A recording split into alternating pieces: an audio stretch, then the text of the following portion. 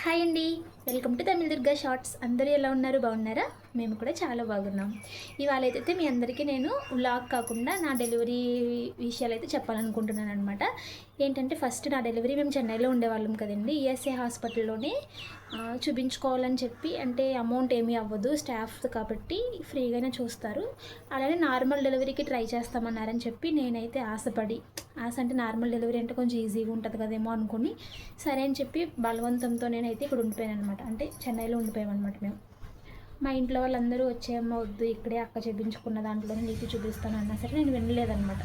అంటే normal delivery అవుతుంది అంటున్నారు కదా అని చెప్పి నేను జాబ్ చేసే చోట ఫ్రెండ్స్ చెప్పడం, వీళ్ళందరూ చెప్పడంతో నేను సరే చూద్దాంలే అని చెప్పి అయితే ఉన్నానమాట. ఇప్పుడు నార్మల్గా ప్రెగ్నెంట్ అయ్యి ఒక హాస్పిటల్లో ట్రీట్మెంట్కి వెళ్తున్నాము అంటే మంత్లీ చెకప్కి వెళ్ళి స్కాన్ చేయించుకొని బ్లడ్ టెస్ట్కి ఇవన్నీ టెస్ట్లకి చాలా ఖర్చు అవుతుంది కదా హాస్పిటల్లో. ప్రైవేట్ హాస్పిటల్ అని కాదు, గవర్నమెంట్లో మరి ఎంత అవుతుందో నాకు తెలియదు. కానీ నేనేమనుకున్నానంటే సరే ఈఎస్ఐలో కొంచెం తక్కువే అవుతుంది, అసలు అమౌంటే ఏం అవ్వలేదు నా డెలివరీకి అయితే అస్సలు అవ్వలేదన్నమాట. ఒకే ఒక్క స్కాన్ మేము బయట చూపించుకున్నాం, 5th month స్కాన్ అనుకుంటుంది. ఆ స్కాన్కి మాత్రం మేము 2500 సంథింగ్ ఇచ్చామన్నమాట, అంతే. అది కూడా మాకు ఇక్కడ నుంచి రిక్వెస్ట్ చేసి పంపించారు ఇలా స్టాఫ్ అని చెప్పి. అది కూడా తక్కువైంది, 2500. ఇంతకు మించి నా డెలివరీలో ఏ ఖర్చు అవ్వలేదన్నమాట. అయితే మా ఇంట్లో వాళ్ళందరూ వచ్చేయమ్మని సరే నేను వినలేదన్నమాట. వద్దు, డెలివరీ టైంకి అమ్మ వస్తుందిలే, ఇక్కడే చూపించుకుంటాను అన్నట్టుగా ఉండిపోయాను. ఫైనల్గా అయితే ఇంకా డెలివరీ డేట్ దగ్గరికి వచ్చింది. నాకు మే 13 డెలివరీ డేట్ ఇచ్చారండి. కానీ నాకు మే 19కి డెలివరీ డేట్ ఇచ్చారండి. నాకు మే 13కి అయితే డెలివరీ అయిందండి. సరే మా డేట్ దగ్గరికి రాకపోయినా నెలలు అయితే నిన్నాయి కదా, సరే హాస్పిటల్కి అయితే వెళ్ళిపోదాం అని చెప్పి మా హస్బెండ్, నేను, మా అమ్మగారు అయితే ఒక బ్యాగ్లో చిన్నకు కావాల్సినవి, అంటే అప్పటికి అర్జెంటుకి కావాల్సినవి చిన్న క్లాతులు, 2 జుబ్బాలు 3 జుబ్బాలు అలా పెట్టుకొని, బేబీ క్యారియర్ ఇవన్నీ అయితే పెట్టుకొని, నా ఫైల్స్, హాస్పిటల్ నా పేపర్స్ అవి ఉంటాయి కదా, అవన్నీ అయితే ఒక బ్యాగ్లో సర్దుకుని రెడీగానే ఉంచుకున్నాను నేను ఒక 3 days ముందే. ఎందుకంటే ఏదైనా ఎమర్జెన్సీ అయితే చెప్పలేము కదా అన్నట్టుగా. ఆ రోజు కరెక్ట్గా 10:30 అవుతుంది అనుకుంటా అండి టైము. 10:30 11 అయిపోయింది నైట్. వెళ్ళాలి హాస్పిటల్కి అయితే వెళ్ళామండి, ఈఎస్ఐ హాస్పిటల్కి. ఇంకా అక్కడైతే డాక్టర్ నైట్ డ్యూటీస్ చూస్తారు కదా, ఇద్దరే ఉన్నారనుకుంటా. వాళ్ళు ఏంటంటే అంతా చెక్ చేశారు, పడుకోబెట్టి మొత్తం స్కాన్ చూసి అంతా చేశారు. నీరు చాలా తక్కువైపోయిందని చెప్పారనమాట. నాకు ఒక 4 days ముందే, నాకు ఈ నైట్ ఇలా జరగకముందు 4 days ముందు నేను హాస్పిటల్కి వెళ్ళి స్కాన్ చూపించుకుంటే 13.3 సంథింగ్ ఉందన్నారు నీరు, 19.5 ఉందన్నారు. కానీ ఇప్పుడైతే 3% వచ్చేసింది అన్నారనమాట. మీరు రావడం మంచి పని చేశారమ్మా, బాగా ఉమ్మనీరు తగ్గిపోయింది అని చెప్పేసి అన్నారనమాట. అప్పుడు ఇంకా చూడండి, అక్కడి నుంచి మొదలైంది నాకు టార్చరు. ట్రైనీస్ వచ్చేవారు, లోపలికి తీసుకెళ్ళి స్కాన్ చేసి బొజ్జు లోపలంతా చెక్ చేసేసిన తర్వాత ట్రైనీ నర్సులు వచ్చేవారు. అక్కడేమో తమిళ్ కదా, మా అమ్మగారికి ఏమో తమిళ్ లాంగ్వేజ్ రాదు. నేనేమో అమ్మని వచ్చి పక్కన ఉండమనడానికి వాళ్ళకి చెప్తే పాపం పంపించేవారు. కానీ ఎంత నరకం చూశానంటే నిజంగా చెప్తే నమ్మరు, నార్మల్ డెలివరీ కోసం నాకు లోపలికి ట్యూబ్ అయితే పెట్టి 1.5 day నాకు నరకం చూశానండి నేను. ఎలా అంటే ఒక ట్యూబ్లా ఉందనమాట, బాల్ అయితే లోపలికి పంపించి పడుకోండి, స్టే చేయండి అని చెప్పి. అందరూ ఉన్నారు ఇంకా పేషెంట్స్.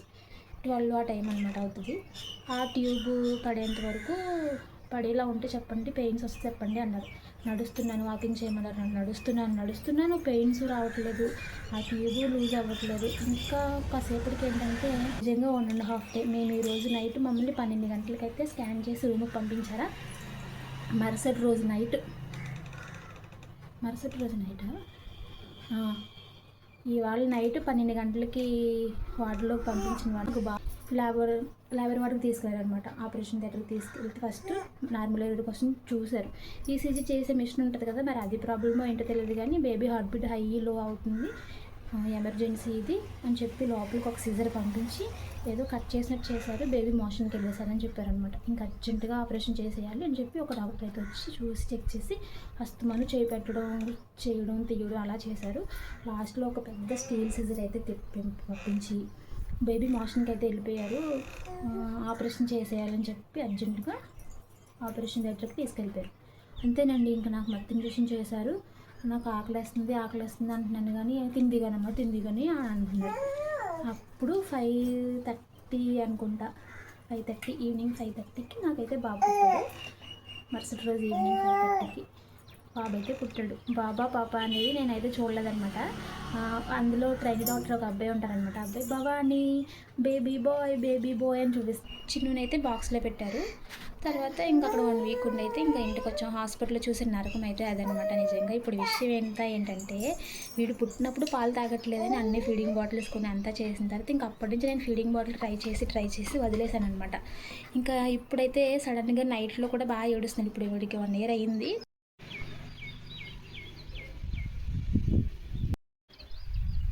ఇంకా డెలివరీ అయితే అలా అయిన తర్వాత ఇంకా ఇంటికి వెళ్ళిపోయాం కదండి. అమ్మ వాళ్ళ ఇంటికి వెళ్ళిపోయామన్నమాట. 7 డేస్కి అయితే మా ఇంటికి తీసుకెళ్లారు.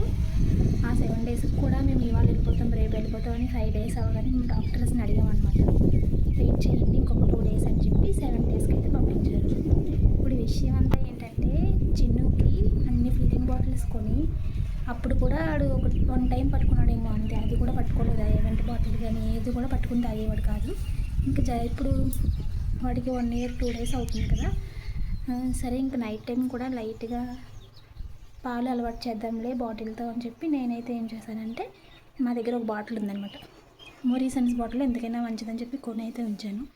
అప్పుడు వాడు పుట్టినప్పుడు అయితే 6,000 వరకు వాటికి అయిపోయింది బాటిల్స్కి మాత్రమే. మళ్ళీ బ్రెస్ట్ పంప్ కూడా కొనుక్కున్నాను.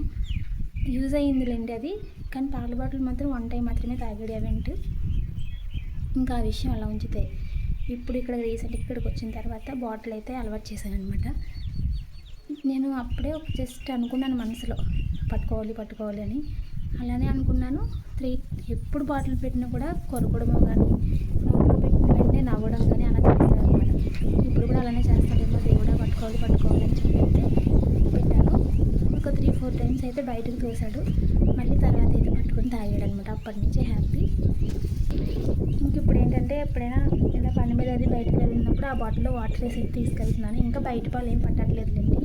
ఇంకో 1 మంత్ అయినప్పటి నుంచి నేను బయట పాలు అయితే పడదామంటే ఆవు పాలు కానీ గేదె పాలు కానీ అలవాటు చేద్దామని అయితే అనుకుంటున్నాను అనమాట. చూద్దాం బాటిల్ అయితే ఈ విషయం మీకు చెప్తామని అయితే నా డెలివరీ విషయం అంటే చాలా ఇలా జరుగుతుంది కదా.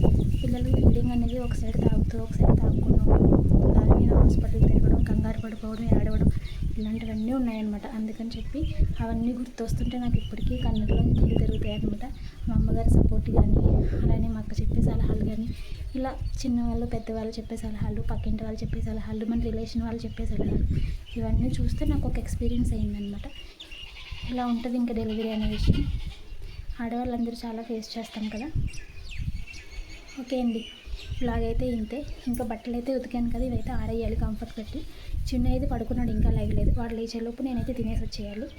ఇంకా బట్టలు అయితే ఆరేస్తాను. మా హస్బెండ్ అయితే ఎవరికో ఒంట్లో బాగాలేదని చెప్పి చెన్నై అయితే వెళ్ళారనమాట. ఎవరికో హార్ట్ అటాక్ వచ్చిందంట వాళ్ళకి తెలిసిన వాళ్ళకి. చూడడానికి అయితే చెన్నై వెళ్ళారు. నైట్ అయిపోతుంది వచ్చేసరికి. ఇలాగైతే ఇంతేంటి. కొత్తగా మన ఛానల్ ఎవరైనా చూస్తుంటే కనుక సబ్స్క్రైబ్ చేసుకోండి. వీడియోస్ నచ్చితే కనుక లైక్ చేయండి. మరొక మంచి వీడియోతో కలుద్దాము.